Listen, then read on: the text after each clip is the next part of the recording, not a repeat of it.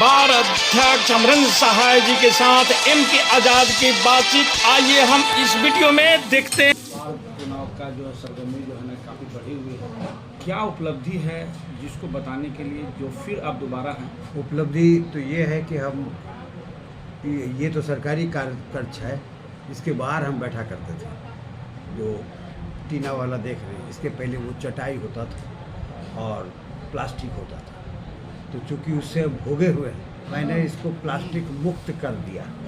Plastic मुक्त करने के पीछे एक उद्देश्य ये भी था, क्योंकि ये प्लास्टिक और चटाई जो है ये भी भ्रष्टाचार का बहुत बड़ा सहारा हुआ करता था और लोग इसी तरीके से बैठते थे। झोपड़ी टाइप का जो बना हुआ रहता था, झोपड़ी टाइप का बना रहता था और उसके बाद भी लोग को कभी हेलमेट लगाना पड़ता था, छाता लगाना पड़ता था। और पुरानी भवन जो थी वो काफ़ी जर्जर अवस्था में, वो कभी भी कोई दुर्घटना घटने से कोई शिकायत माने शंका नहीं था। तो उसको डिसमेंटल करके और चारों भवन को जोड़ते हुए हमने एक बहुमंजिला इमारत करने के लिए, जिसके लिए लोगों ने कुछ लिख करके भी दिए, कुछ मौखिक भी बोले और वो कार्य शुरू किया कि आज आपके सामने 3 मंजिला है और आगे ये मेरा डिज़ाइन में 8 है और नक्शा जो बना हुआ है 8 का है।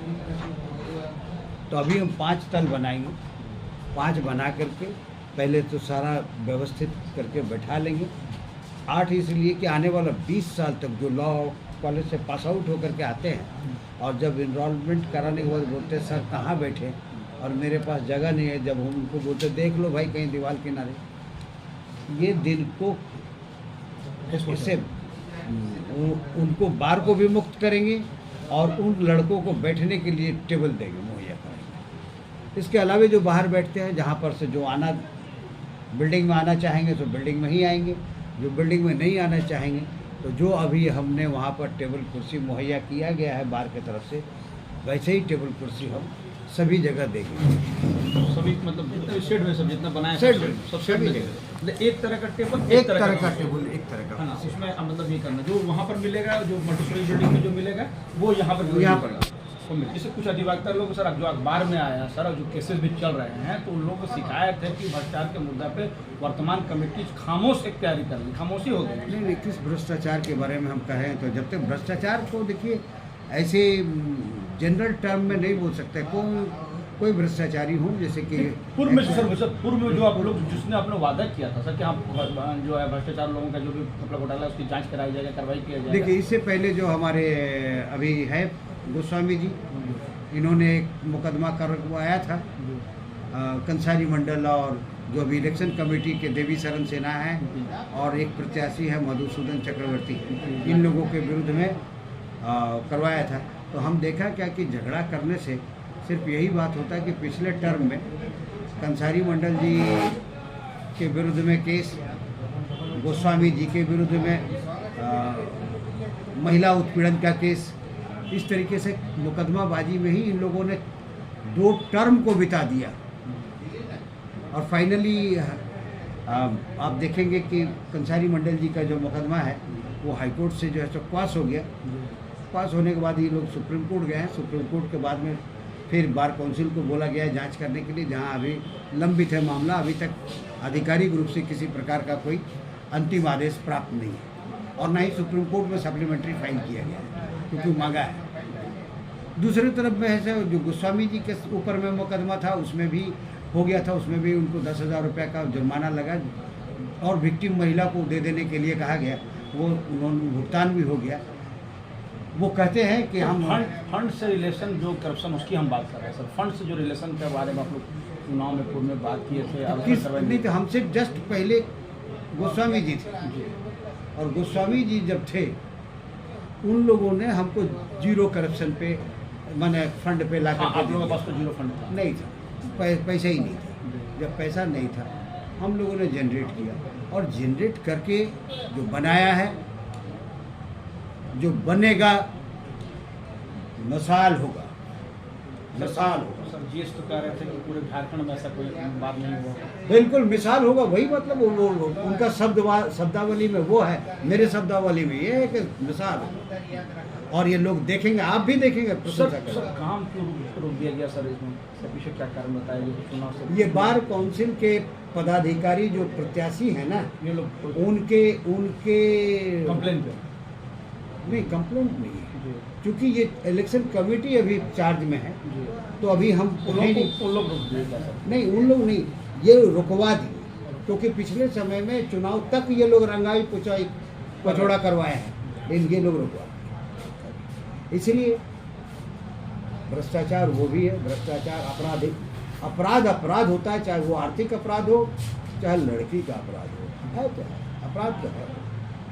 सर जो बात यहाँ आप किस बात को छुपाना चाह रहे हैं? सर छुपाना हम नहीं चाह रहे सर, छुपाना आप लोग चाह रहे हैं सर। भ्रष्टाचार के मामले पे आप लोग खामोशी इख्तियार करते नहीं, हैं कोई या खामोशी- अधिवक्ताओं कोई के खामोशी बीच में आपके जो वोटर है सर, कोई खामोशी उस पर नहीं। ये बात आ रही है कि कोई- क्यों कि ये कोई- संयोग है, ये प्रयोग है, कोई खामोशी नहीं है सर, ये साहब, संयोग है कि प्रयोग है कि आप लोग खामोशी इख्तियार कर लिए हैं? कोई खामोशी नहीं है।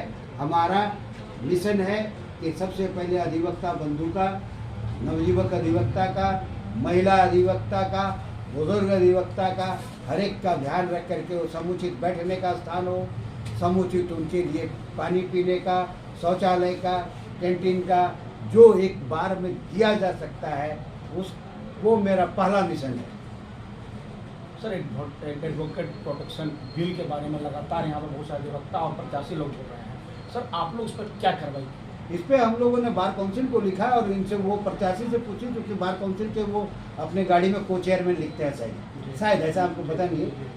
तो वो बार काउंसिल का ये राज्य स्तर का चीज़ है, जिला स्तर का चीज़ है। आप लोग मेरे बस में हो तो बताइए, हम अभी कर देते सर हैं। आप लोग तो उसके प्रपोजल दे सकते हैं दिया ना? है ना, तभी ना दिया तो दिया पहले- है। और ये बाहर के एसोसिएशन के ही है, हमने काउंसिल में जा करके इन लोगों को बोला है कि ये अभी जितने काउंसिल में सदस्य लोग हैं, ये सारे सदस्य जिला कोर्ट के न्यायालय से ही आते हैं, लोअर कोर्ट से आते हैं। लोअर कोर्ट का दर्द इनको पता है, लेकिन ये बार काउंसिल के जैसे परिसर में घुसते हैं तो पता नहीं कौन सा पेन किलर खा लेते हैं कि नीचे कोर्ट का दर्द भूल जाते हैं, और नीचे कोर्ट का कोई दर्द इन्हें को भूल जाते हैं। क्यों नहीं ये लोग बार काउंसिल से ही सस्तर तो उठाते हैं, क्यों नहीं करवाते? सर फेस्टिवल में बातचीत चल रही थी कि फेस्टिवल में भी अधिवक्ताओं को हेल्प के रूप में कुछ राशि देने की बातचीत चल रही थी, उस पर आप लोग इम्प्लीमेंट अभी तक नहीं कर पाए सर। इस पर पहले निर्माण करें कि पहले बांटे? पहले निर्माण करें। क्या आप मूलभूत आपके सामने पहले एक आदमी का है, एक आदमी को गंगा जल चाहिए, एक को 2 पैग चाहिए, दोनों में से पहले क्या दीजिएगा? सर ये तो आपको तय प्राथमिकता करना है नहीं, सर। प्राथमिकता पहले बैठने का है। निर्माण है, निर्माण है, और जब तक ये पूरा नहीं होता है तब तक ऐसे बात के ऊपर में हम क्या बात करें? वो भी करेंगे बिल्कुल।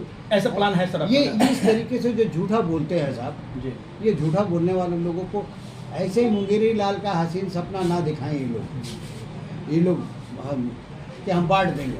अरे साहब, आपको पता है कि आपके बारे में कितना अधिवक्ता है? आपको बताया कभी? रेगुलर की बातचीत हो रहा है सर, रेगुलर रेगुलर में लोगों को बांटा जाएगा। आप उन लोगों अटेंडेंस को की तो कैसे- बात हो रही है सर, अटेंडेंस वर्क के लोगों का कैसे- बनना तो है। कौन अटेंडेंस लेता है? नहीं बातचीत हो रही किस तरह का अटेंडेंस कौन अटेंडेंस? ऐसी बात हो रही है, तब बात जब होगी वो तब देखा जाए। आज के दिन में अगर एलिजिबल वोटर्स है तो हमारा 2000 है। 5 ये आंकड़ा कहाँ से लाए सर आप? ये वोटर लिस्ट का जो वोटर लिस्ट है, ये 2000 है। अगर आप इनको बोलते हैं कि 5000 देंगे, 5000 को 2000 से गुना करके देखिए कितना रुपया होता है। 10 करोड़ होता है। क्या हृदय बाबू? जोड़ने का चीज़ 1000 भी करके देते हैं तो 2 करोड़ रुपया होता है। कहाँ से आएगा ये रुपया? सर जिस हिसाब से कहा जाता है कि जिस हिसाब से जीरो था आपके पास, आपने 1 करोड़ 60 लाख का बिल्डिंग अब तक निर्माण करवा दिया और करीब 1.5 करोड़ रुपये खर्च करने की बात कही जा रही है। तो 1.5 करोड़ ही नहीं, 27 लाख मृतक परिवार के आश्रितों को भुगतान किया, मेडिकल किया। सर वो मल्टी स्टोरेज की बात हम कर रहे हैं सर। के 1 अलावा करोड़ एक नहीं काम किया, मैंने चौतरफा विकास का काम किया है। सर मेरा सवाल मेरा ले लीजिए सर। सवाल हमारा ये है कि सर 1 करोड़ 60 लाख का बिल्डिंग मल्टीपल बिल्डिंग में आप खर्च कर चुके हैं और करीब 1.5 करोड़ खर्च करने की बात कही जा रही है। तो सर वो पैसा जो जब आपके पास जीरो बैलेंस था तो आपने कहीं न से कहीं से इकट्ठा किया, तो जो 10 करोड़ भी अगर खर्चा हो रहा है तो उन लोगों का कहना है कि ये भी इकट्ठा होगा हम लोग, ये बात कही जा रही है। तो ये सवाल खड़ा वो करना जो सर। कोई भी है, अगर 5 अधिवक्ता का नाम हमको बता दीजिए जो आपको ऐसा बोले हो। ऐसा ये हाइपोथेटिकल प्रश्न है, क्योंकि ऐसा 5 अधिवक्ता का नाम बता दीजिए कि ये है, और उनका हमको दीजिए, हम बुला लेते हैं यहीं पर उनको कि कौन बोलते हैं कि कहाँ से हम 10 करोड़ रुपये लाएंगे। वो हमको उन्हीं को बता देंगे। एक समिति आने के बाद कि ये समिति आपका रहा, आप हमको बता दीजिए कि फंड जनरेट कैसे करेंगे। सर आप लोग बताइए ना सर, इतना पैसा आप लोग फंड इकट्ठा किए ना सर, 1.5 करोड़ रुपया ये फंड पहले से होता था, कोई नया नहीं, हम नया मैंने कुछ नहीं किया, नया सिर्फ इतना ही काम किया कि वो जिस घड़ा में फंड जमा होता था ना, वो घड़ा में बहुत सारा छिद्र था। अभी कितना एक्सपायर है सर पैसा? मेरा बता दें तो सारा बहुत सारा छिद्र था, वो कमीशन छिद्र, जी हाँ वो बार्गेनिंग छिद्र और तरह तरह का, वो सारा छेद को बंद किया। एक छेदा है जिससे निकलता है पैसा, अधिवक्ता हित में जाता है, और आज के दिन में भी लगभग 50 लाख रुपया है। 50 लाख रुपया आज आज सर ये पहला बार हुआ कि आप लोग खुद जो है इसके लिए ऑडिट के लिए अपने राज्य को लिखा और राज्यपाल को लिखा, वहाँ ऑडिट हुआ? पहली नहीं बार हुआ, नहीं किया उन लोगों ने। हमने बार काउंसिल को भी लिखा कि आप ऑडिट करवा ले, तो वहाँ से ऑडिटर नहीं आया। लास्ट में कागज लिया जब जीबी के बाद, हाई कोर्ट के कहने के बाद, तब उन लोगों ने यहाँ से कागज लिया, आज भी ऑडिट करके नहीं दिया है। मैंने यहाँ इंटरनल अपना ऑडिटर यहाँ आपका है दुकानिया एंड कंपनी, उनको अपॉइंट किया और उनसे ऑडिट करवाया सर। ऑडिट करवा के उसका कॉपी मैंने बार काउंसिल को भी भेज दिया। सर अंतिम सवाल आपसे है सर कि क्या मैसेज देना चाहते हैं हमारे मीडिया के हमारे पास जो आपके वोटर को, क्या आप मैसेज देना चाहते हैं, क्या प्राथमिकता मैं है? हर प्रत्याशियों से मेरा अपील होगा सबसे पहले कि अधिवक्ता के बीच में जो भाईचारा है उसको न बिगड़ने दें, सौहार्दपूर्ण वातावरण दें, और इतना भी झूठ न बोलें कि आने वाला जो अभी कल का जो बच्चा है वो सीखे कि ऐसे ही सीनियर लोग बोला करते हैं। थोड़ा सा उस मर्यादा को रखें, मर्यादित भाषा का इस्तेमाल करें, झूठ सच ना बोलें, और बार में एक भाईचारा, तभी बार का जो अधिवक्ता एकता है ये भी बिल्कुल अटूट रहेगा, सब कोई का भाईचारा, क्योंकि ये परिवार का चुनाव है, आज है कल कोई रहेगा, कल हो सकता है कि हम जरूरी है कि चुनाव लड़के करेंगे, नहीं लड़ेंगे, ये भी हो सकता है, क्योंकि हम आखिरी आदमी तो है ही नहीं, हमारे बाद भी जो हैं और भी तो हैं, कोई और बना लेंगे। अभी तो सिर्फ इसलिए आवश्यक है कि एक लीक देना इसको, एक कि कैसे जा सकता है, क्योंकि पिछले लोग ना इतने कर रखे हैं, ये 2 टर्म से सत्यानाश बना करके रख दिए थे, तो उसको रोक करके एक नया एरा स्टार्ट हुआ।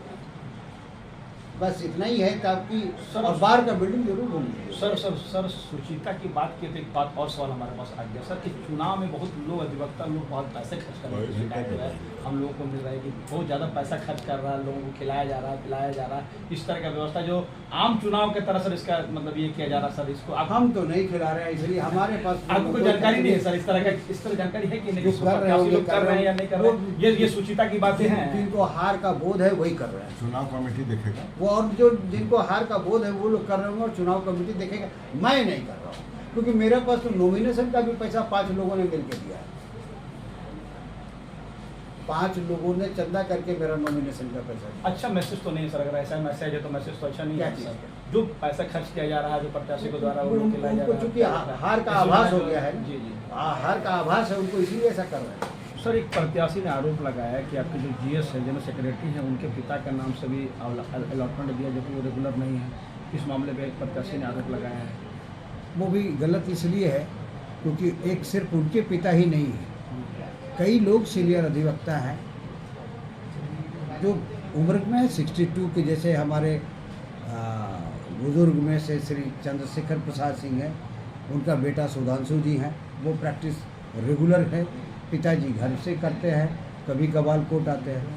श्री दिलीप चक्रवर्ती जी हैं, वो भी कभी कभार आते हैं कोर्ट में, घर से करते हैं। श्री कपिल देव सिंह जी हैं, वो भी घर से करते हैं, कभी कभार कोर्ट में आते हैं। तो ये रेगुलरिटी कहाँ हुई सर? रेगुलर का जो बात हुआ सर, अलॉटमेंट में आप जो वो वकील हमारे रिटायर नहीं हुए हैं, वो वकील हमारे यहाँ से पेंशन नहीं लेते हैं, वो वकील हमारे यहाँ रेगुलर अपना जो सब्सक्रिप्शन है वो दे करके अप टू डेट्स है, तो वो रेगुलर वकील हैं। और उनके पुत्र लोग, तीनों के पुत्र लोग एक्टिवली प्रैक्टिस में है। सर एक और महत्वपूर्ण एक उम्मीदवार जो है उन्होंने एक आरोप और लगाया है कि सर जीएसटी का घपला हुआ है, यानी मल्टी स्टोरी जो बिल्डिंग जो बनाए हैं उसमें जीएसटी जो ठेकेदार का नाम था और उनको करीब 1 करोड़ 26 लाख या 20 लाख के बारे में वो बता रहे थे, इतना पेमेंट किया है। हम आपको पूरा बैलेंस शीट का कॉपी आपको दे देंगे। आप इसको किसी एक्सपर्ट से करवाइएगा, क्योंकि ये जो बेल पिटिशन जो प्रत्याशी जो बोल रहे हैं ना, इसमें से हम इनके बारे में इतना ही कह सकते हैं कि ये सिर्फ आरोप लगाने के लिए कर रहे हैं। इतना बड़ा बिल्डिंग कैसे बना है इस बात का उनके दिमाग में नहीं है। उनको लगता है कि खुद का ज़माना याद आता है उनका कि मेरा, लेकिन उनका ज़माना और वापस आना नहीं है। वो एक विरोध के लिए विरोध कर रहे हैं, ना कि वो कोई सकारात्मक आम मास हित में जो है वो नया नवयुवक अधिवक्ता के लिए, ना बार के हित के लिए। ये लोग क्या बात करेंगे? सब तो बार का आप देख रहे होंगे कि देखिए साहब, ये पूरा का पूरा शेड बना हुआ है, आप देखे होंगे। इसका क्षेत्रफल, बार में 2 शेड बना हुआ है, दोनों का क्षेत्रफल जोड़ दीजिए, उससे ज़्यादा क्षेत्रफल यहाँ का है। और ये वहाँ पर जाएंगे, आप पीछे देखेंगे कि सांसद मद से बना हुआ है, जिसमें लिखा हुआ है 14,11,000 समथिंग। उसी आसपास का बाहर वाला शेड का भी लगा हुआ है। और ये जो उससे ज़्यादा क्षेत्रफल का चारों तरफ, इसका क्वालिटी देख लीजिए, गुणवत्ता को देखिए, और ये 8 लाख रुपया पार नहीं किया। कुछ अधिवक्ता इसमें मामला के शेड के बारे में तो गुणवत्ता तो बढ़िया है, लेकिन इसमें बोला कि इसमें लाइन का व्यवस्था नहीं किया गया था सर। ये और दूसरी है सर कि जो शेड बनाया गया उसमें पानी जो है ना बरसात के टाइम में उसके शीर्षता पर पहुंचता है, उसको बैठने में दिक्कत होती है। ये शेड में प्रॉब्लम है सर। प्रोग्रेस थोड़ा सा ऊंचाई और पहले सर पे था, नहीं था, चटाई था। और जो कुछ भी अब है, देखिए किसी भी तरीके का विकास एक निरंतर चलने वाला प्रक्रिया है, एक दिन का तो है। जैसे जैसे महसूस करते हैं कि नहीं साहब अभी गर्मी आया, अभी हम 3 पीस नहीं पहनेंगे, अभी हम टी-शर्ट पहनेंगे, तो आप टी-शर्ट पहने। ये चलने वाला समय के साथ 1 साल अभी तो बस लगा हुआ 1 साल हुआ है, और धीरे धीरे वो उसमें भी सुधार होगा। सर कैंटीन के मामले में कैंटीन जो बढ़िया उपलब्ध नहीं है सर, जिसकी शिकायत बहुत से अधिवक्ताओं ने पर्सनल हम लोगों को किया है कि सर यहाँ कैंटीन का व्यवस्था नहीं। और प्रत्याशी लोग किए हैं कि नहीं? जी, प्रत्याशी लोग तो कैंटीन के बारे में कुछ लोग मामला आवाज़ उठाए कि हम लोग कैंटीन बनाएंगे। अच्छा, नहीं बारे में कुछ ये नहीं। अच्छा। लेकिन कैंटीन नहीं, अधिवक्ता तो बोलेंगे ही, प्रत्याशी लोग बोले कि नहीं? नहीं तो सर वो सवाल का जवाब दे दिए सर, कैंटीन का क्या आपने कहा सर? देखिए, आप जब शर्ट सिलाएंगे तो शर्ट में बटन भी होगा, पॉकेट भी होगा, कॉलर भी होगा। जब बिल्डिंग बना रहे हैं तो कैंटीन भी होगा, शौचालय भी होगा, पानी भी होगा, बिल्कुल होगा। और हम इसलिए प्रत्याशी के बारे में पूछे क्योंकि वो प्रत्याशी लोग विगत कई साल से थे। उन लोगों के ज़माने में कैंटीन था क्या? और नहीं था तो क्यों नहीं बना पाए थे? कौन रोका था उनको उस समय बनाने से? कौन रोका था? सर महिला अधिवक्ताओं के लिए क्या विशेष करने जा रहे हैं आप लोग?